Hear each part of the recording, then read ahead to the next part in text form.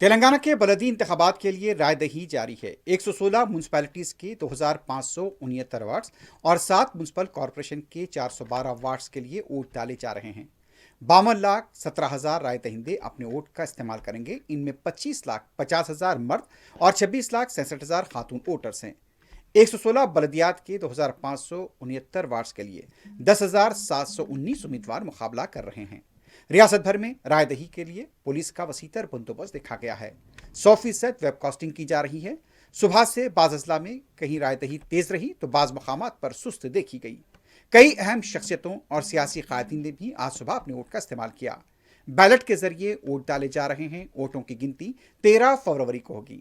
رائے دہی آج شام 5 بجے تک جاری رہے گی۔